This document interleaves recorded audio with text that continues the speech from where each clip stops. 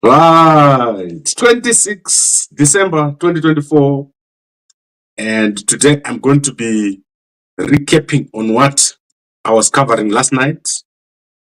So I'm going to be very quick because I know most of you were celebrating Christmas last night and you're probably tired, especially those who don't drink Mouvet. So if you drink Mouvet, you'll be having energy every time of the day. That thing is very, very powerful. So now let's go into what is happening.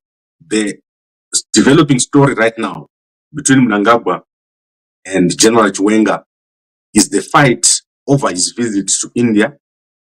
So the visit to India has become a big story in Zimbabwe because Chiwenga went to India, and when he was there, he was seen wearing the red scarf. So many people don't understand why Chiwenga was wearing the red scarf. So Chiwenga has been forced to explain why he was wearing the red scarf and also why he was anointed by the priests over there. So you can see Chiwenga being anointed by the priests over there in India. So Chiwenga has explained, and I think the explanation is quite clear. There is nothing untoward that happened. And I've also had a look at other people who were arriving at the airport. So if you look at this man here arriving in India, you also got at the same time the same scarf. So when I looked at Indian media, it says Minister Mauvin Godinho welcomed and congratulated the Honorable Chief Minister of Maharashtra, Devendra Fadnavis. So and this is the same scarf that they were given when they were being welcomed. And it is not a scarf to repel or to oppose the Mnangagwa scarf. So what has happened is, according to my sources, Mnangagwa is wearing a scarf, and that scarf was given to him. You can see here. So that is the scarf that Mnangagwa is always wearing. Everywhere where Mnangagwa goes, he wears this scarf. I understand he even wears it in bed. Mnangagwa wears this scarf everywhere he goes. And this is because it was given to him by a traditional healer, not to remove it. So people are assuming that Chiwenga went to India to get his own scarf, but this is not true. Chiwenga was just given this scarf as a welcome. However, what is happening is that there is a story behind the India visit. And the story is that Chiwenga went to India in January this year, or earlier this year. Then he went back again. Sorry, he did not go back again. In June, he invited Father Pinho here to Zimbabwe. So let me get the name correct. So that is Father Pinho, Arnoldo Pinho, to Zimbabwe. And the reason why he invited Father Pinho is so that he could meet Mnangagwa and convince Mnangagwa to carry out a historical research on Zimbabwean priests from the Mutapa era. So Chiwenga wanted this to be done through the church. However, Mnangagwa did not want to do it through the church. Mnangagwa was already carrying out his own process through the traditional healers and through the rituals that Mnangagwa was doing behind the scenes. So there was a clash, and Father Pinho was supposed to visit Kariba to see the church at Kariba. So there is a church of Santa Barbara at Kariba where Father Pinho was supposed to visit. However, the initiative by Chiwenga did not get support by Mnangagwa. So Mnangagwa did not support the initiative by Chiwenga, and Father Pinho eventually left and went back to India without carrying out this as an official function.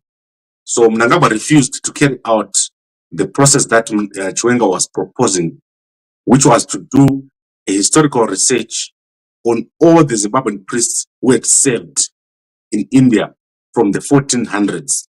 So they eventually agreed that Chiwenga would go back. So Chiwenga went back on a family visit privately without the support of Mnangagwa. So Mnangagwa did not want to have any part of this visit to India. That is why you see that in the state press, the Herald, the Chronicle, Zip Paper, ZTV, ZTN, there is no mention of Chiwenga's visit to India. So you are not going to see anything about Chiwenga's visit in the state press. That is because of what we call a blackout. So Chiwenga is being blacked out by Mnangagwa, and Mnangagwa is furious that he has gone over here and continued with this visit.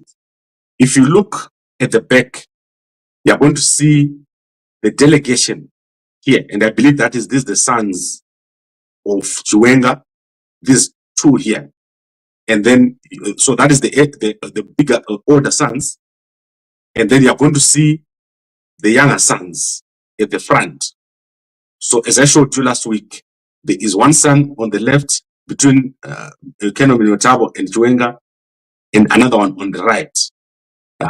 You see, basically you see those two, and then you're going to see Father Pinho there, and also a Zimbabwean priest here from the Catholic on the left, and you're going to see the Zimbabwe ambassador at the back here. But what you're going to see is that the dress that she's wearing here at the airport is not the same as the dress that she's wearing here during this actual visit. So you can see that Min Mauvin is wearing yellow here, and at the airport she was wearing blue. She was wearing a blue suit. So these are two different days. This happened between the 17th and the 20th of December, before she then went on to the Victoria Falls, like I showed you. I don't know if she posted those pictures when she was still there, or she posted them when she was now in Zimbabwe. So this whole process was done by Chiwenga as a family activity. And the reason why Chiwenga did it is he's looking for blessings. The touching of the body of Father Xavier here, it causes blessings to flow to you, and it causes your enemies to crumble. So it is believed that there are special powers in this body that you're seeing here. This body is released every 10 years in what is called the exposition. And this exposition was probably kept secret from Mnangagwa so that Chiwenga could go over here and get the blessings. And that is why Mnangagwa is furious. Mnangagwa is furious about this visit, and there is a total blackout on anything that Chiwenga is doing right now. Even if Chiwenga was going to run naked through the city center of Harare, they would not publish it. That is because there is a blackout, and a blackout means a diversion. There's also going to be other diversional tactics used to take attention from Chiwenga. So what is my view on this whole situation? My view is that Chiwenga did not perform any rituals here. This was the airport. So this was a visit, and this was at the airport. It was not at the temple. It was two different. So this was on arrival. So this is not a ritual. And as I showed you, there were already other people who got the same scarf, the red one. So anyone who's saying Chiwenga performed the ritual, that's not correct. But I believe that this is one of the reasons why Mnangagwa is angry. He believes that Chiwenga has performed a ritual. But I believe that this is normal practice in Goa, that if you go there, you get the red scarf. You can see the other guy getting the red scarf. And this guy is not even a priest. He is a minister.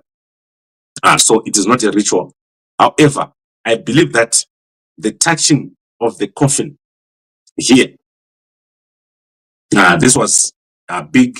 This was more of, this is what I believe is what angered Mnangagwa, because this, he's not going to be able to do this. Mnangagwa is not going to be over there to touch this coffin, and this is not going to happen again until the next 10 years. So the next time that Mnangagwa can hold this coffin is 2036. So that is when Mnangagwa can go over there and touch the coffin. So now let's look at what Chiwenga said. I just want to show you what Chiwenga said when he was there. To come and have this one-time important event together with my family. So I brought my wife and my children. India and Goa in particular has got an umbilical cord with our countries, which cannot be broken. We worked together. So that's what brings us and the family here. The exposition gives us a greater faith that when you work for the Lord will show to the other parishioners, to the other congregants, to the other shepherds. I'm talking here of the priests, that if you do well and if you committed to your work, God will always show his power and his love in one way or the other. And in St. Francis, he has shown by preserving his body to this stage. Right. So I think it's clear Chiwenga is gone over there on a private visit with his family. This is angered Mnangagwa, who has imposed a blackout on Chiwenga. You are not going to see anything about Chiwenga visiting India in the state press, although this is something Chiwenga has been trying to present to Mnangagwa for a long time. So since June, Mnangagwa has brought Chiwenga has brought the Indians to Mnangagwa and tried to get the process kick-started. However, Mnangagwa has refused. Mnangagwa has refused to have part of it. He doesn't want to use the process through the church. He wants to go through the priests, the dark priests, or whatever he's doing behind the scenes with the rituals. That is why you saw that Mnangagwa tried to enter the Great Zimbabwe. I'm always trying to explain to you how this is connected.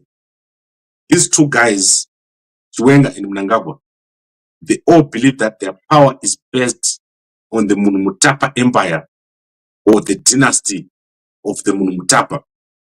So the one approach is, let's do it through the church, which is what Chiwenga is trying to do.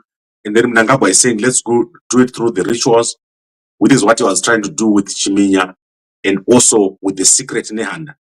So Mnangagwa has created what is called the secret Nehanda. He has appointed a secret Nehanda. He also went and created a secret Mutapa, and all that has fallen apart. However, Chiwenga is continuing with this process, also hoping to use the Mutapa as the best. Chiwenga believes that he's the true descendant of the Mutapa because he's a Soko, and you know that the first people on the Great Zimbabwe were the Soko. And Mnangagwa believes that he is a true descendant of the true Mutapa. So you have got a dimension here that is totally crazy and unbelievable between the two guys playing out. And Mnangagwa totally angry at the situation and throwing his toys out like crazy. So let's see what happens. Let's see how this is going to end. The two men are not talking right now. So there's no talking between Mnangagwa and Chiwenga. The situation has gotten to a head, and you're going to see a lot of developments very, very soon. As I said, 27 December, which is tomorrow, one of the biggest days that you're ever going to see in our history of Zimbabwe. And also, 2025 is the last year of Mnangagwa and his whole situation, whatever he's doing there. Remember that when we talk of someone taking over as president, you don't take over that day. You start a process. So Chiwenga started the process. The only thing left for Chiwenga is to build a team. So Chiwenga lacks a team. And he needs to build a very strong team. He needs to create a strategy. He needs to have a base. Basically, currently and clearly, Chiwenga is supported by the army. The guys in the army love Chiwenga. They don't see Mnangagwa as the future. And what is left is for us to see action. And what is that action going to look like? I don't know. I honestly don't know what the action is going to look like. But there's going to be action which is going to make Chiwenga come to the front. I explained to you that it's not possible for Chiwenga to become president from the vice president position.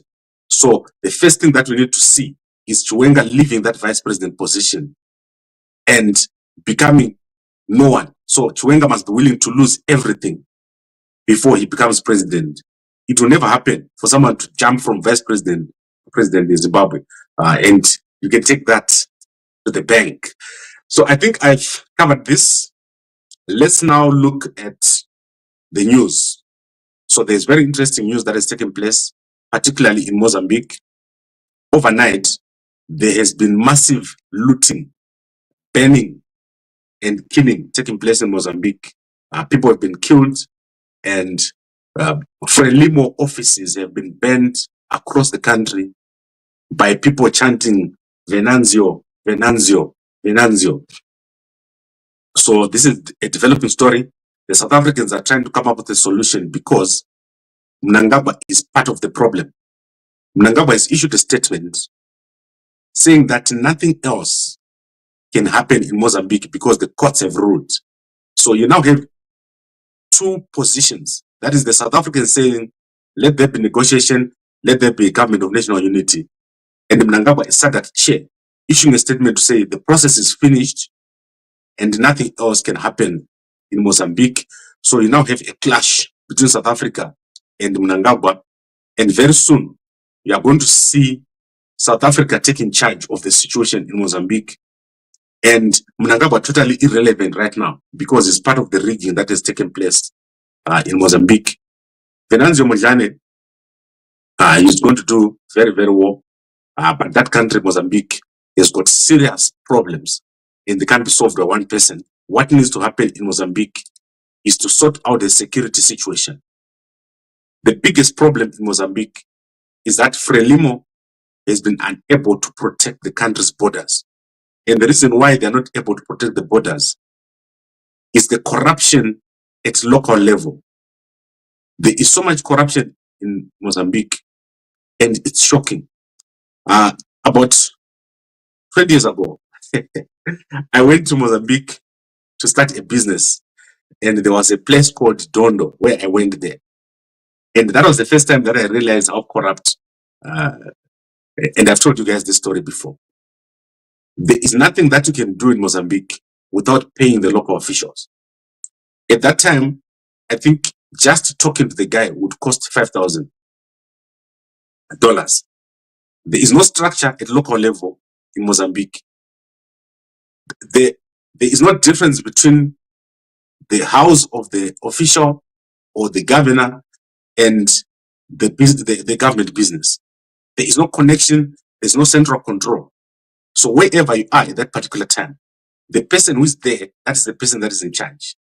And that person can make decisions. Then you go back to Beira or to Maputo, and everything is done in Portuguese. So what happens is that there are agents in between. So if you're coming from South Africa and you want to invest in Mozambique, there are agents. And those agents will tell you a story about how to do things. And most times that story is not correct. And that has resulted in investment not properly flowing into Mozambique, such a rich country. On top of that, there are multiple militaries in Mozambique operating right now in Mozambique. So there are the guys in Rwanda, the guys from Rwanda, there are the guys from, I think, Portugal. There are also other international armies that are operating in Mozambique. There are also the guys, the Islamists, and there are a number of mercenaries operating. There are also a number of private armies operating, there are security consultants operating in Mozambique. And the central government is weak. So the leadership of the army is very, very weak. And the soldiers take bribes. So Mozambican soldiers are poorly paid, they easily take bribes, and sometimes they join the looters. So when they loot, they're not looting for a political purpose. They're just looting to have money in their pockets. So during the looting that is happening right now, You actually see the soldiers walking among the people who are looting and doing nothing about it. When the Frelimo office is being burnt, you see the soldiers walking over there. That is because Renamo had soldiers, Frelimo had soldiers, and those allegiances are still there in whatever is happening, and there is no proper security. So what you need is someone that is going to come, that is very strong, and that is going to stamp the authority in terms of security and build up a new army. And that needs a lot of money. And money is not present in Mozambique at the moment. There is no money in the country because the money is in the hands of individuals, dealers, consultants. Those are the people that have got money. And Maputo is the center of everything that is happening right now. If you remember, when I went to Maputo, I showed you that there is development taking place on the side of the old Maputo. They were trying to build a new Maputo stretching 20 kilometers down to the coast on the left. And that had stalled because once you build, no one is coming. There is no one coming. There's no one to spend money. The economy is structurally weak. And you need someone that knows, like Venanzio here, he knows banking, and I think he knows security. That is why he's able to organize all this that is happening right now. Unfortunately, I don't believe that there's anyone who is stronger than the other. I believe that the transitional authority or the transitional system is the way to go in Mozambique. And that is eventually what is going to happen. They are going to beat each other up until they sit down on the table and negotiate. And then we're going to have a transitional government that will probably run for the next 20 to 30 years in Mozambique. Right, I think I've covered most of this. Let's see what else is happening. So, Nelson Chamisa, very quiet. I haven't seen anything that he's doing. He's probably in his rural home right now. So let's look at what Chamisa is saying. I want to go to his Twitter. So Chamisa is one of my favorite politicians. So let's see what Chamisa has said. So Chamisa is talking about Victoria High School. So let's see what he's saying about Victoria High School. That was his last tweet. So if you guys have gone to Chamisa's Twitter, you will see that he says, Victoria High School 1996. This is Tower House, a hostel for 6th form students at Vic High. Who have you spotted from this picture? So let's see who we have spotted from this picture. I don't know if Chamisa was at Vic High, but it seems like there are a lot of people here at Vic High. So go check it out. That is what Chamisa is saying.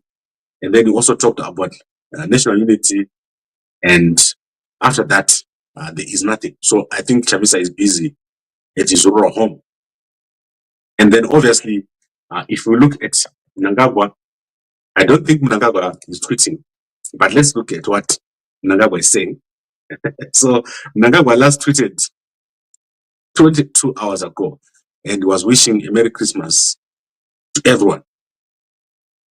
So that is Mnangagwa. And then we have had an answer on the situation in Lake Chivero. So Zimpax is denying that there's cyanide in the water. And they're saying that the reason why animals are dying there is because of I don't know what they call them. Let's read the letter. Cyanobacteria.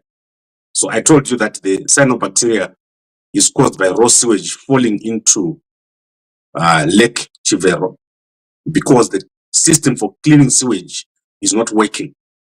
So starting January, we're going to be coming to Harare with filtering systems. Don't drink water from the taps.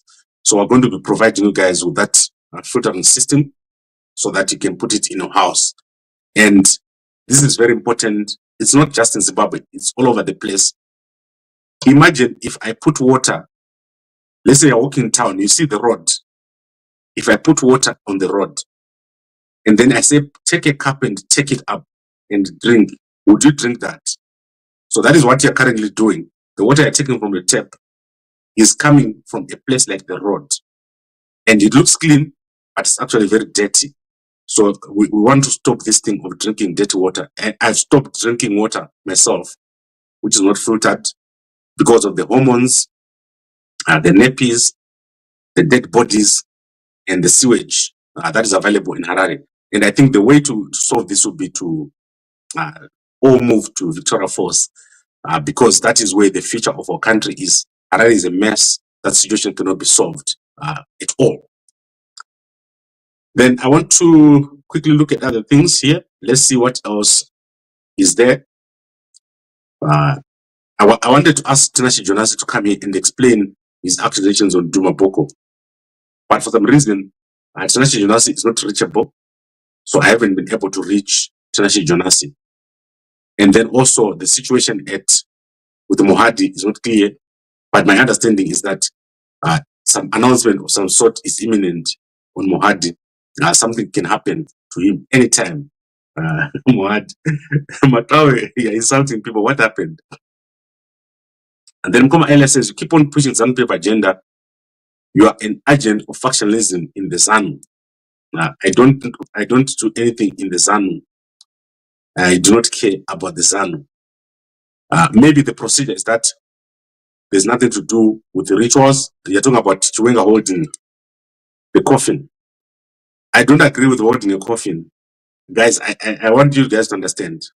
I don't agree with holding a coffin. It's very dangerous to hold the coffin.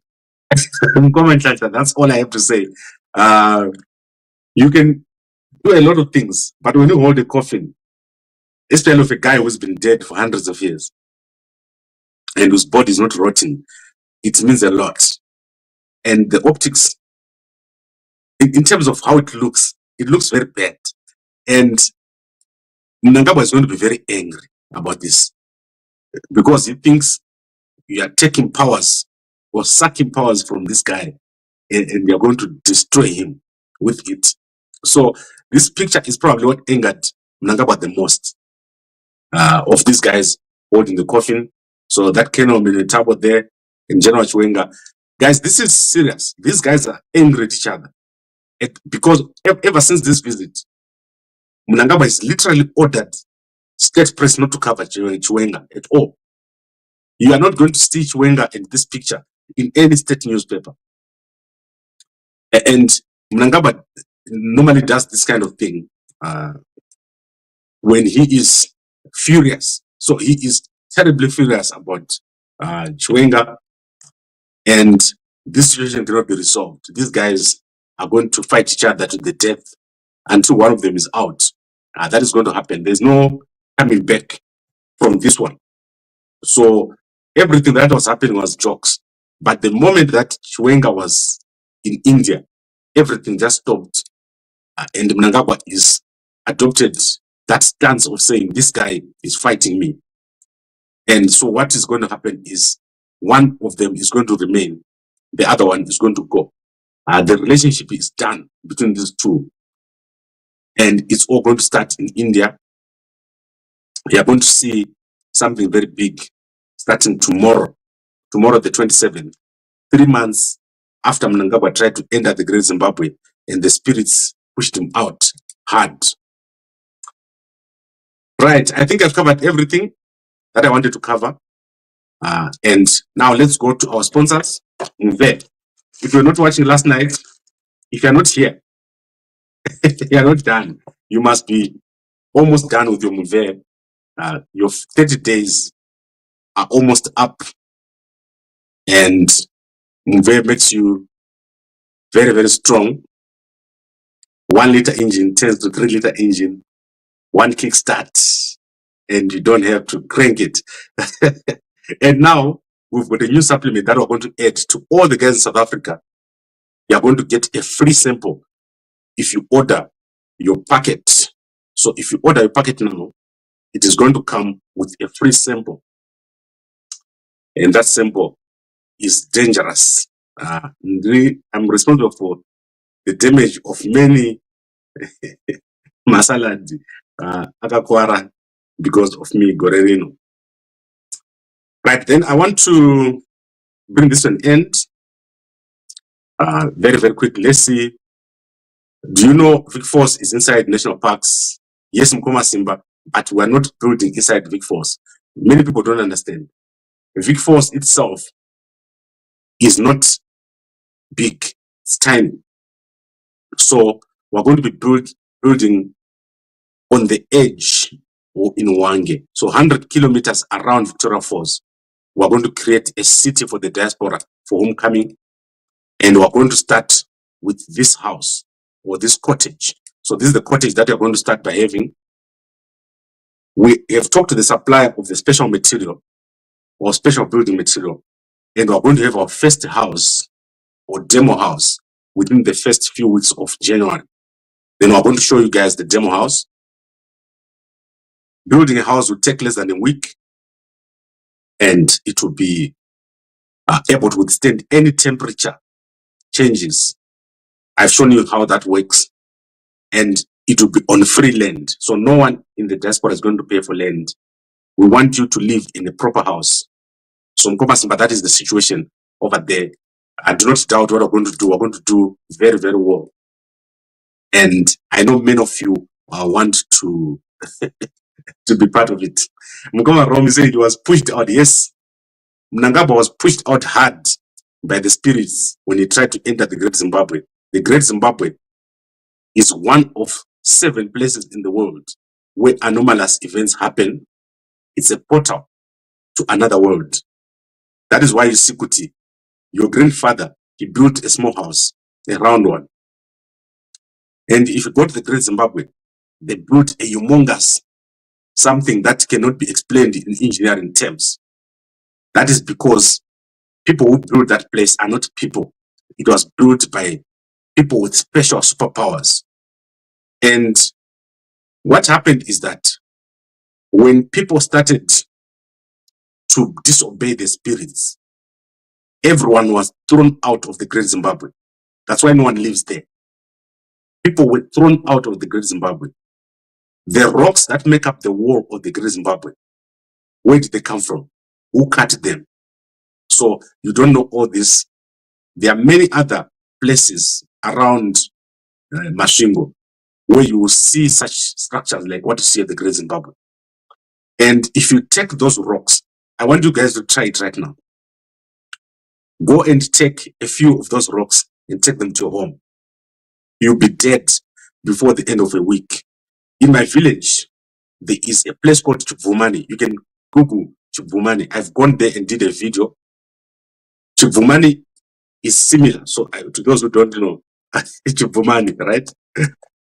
Chibvumani is similar to the Great Zimbabwe, but it's on top of a hill. And it's also a national park. So if you Google Chibvumani, you'll see that I went there. And apparently some guy tried to take the rocks at Chibvumani and take them away. And he was dead within a week.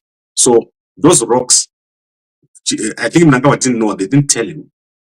If you touch and play around with the Great Zimbabwe, you will be taken out by the spirits. So that is what happened. He was kicked out. His helicopter dropped like a little fly, and people died in that helicopter. He didn't tell us, but people did die in that helicopter. And 3 months, exactly 3 months later, something very big is going to happen. And everyone who entered the Great Zimbabwe that day, they're not going to see the end of 2025, including Chadzamira. And I think Kembo was over there too. And I think Mpoko was over there, if I'm not mistaken. So you're going to go in order. And Mnangagwa is going to be part of that crew. Right, thank you very much, everyone, for watching. And I hope to see you tonight as we continue with covering the events that are happening. It's going to be rapid. What is going to happen this week is rapid. So I have to stay on top of this situation. And obviously, Weeknoch Vayo is a new girlfriend. This girl used to cook scones for his wife. So Weeknoch Vayo apparently likes his wife's friends. So he's dating his wife, Sonja's friend. That is what she said. She did a video yesterday. So go check out the video by Sonja. She's very outspoken. She needs Murume Anojga Mumve, not Izana Wiki now. So my jokes. If you see yourself taking a woman on a jet, you're playing with your time. You should be taking her to a cottage somewhere in the village, not Ugo. Kumusha kwa Whitney on the Kubi.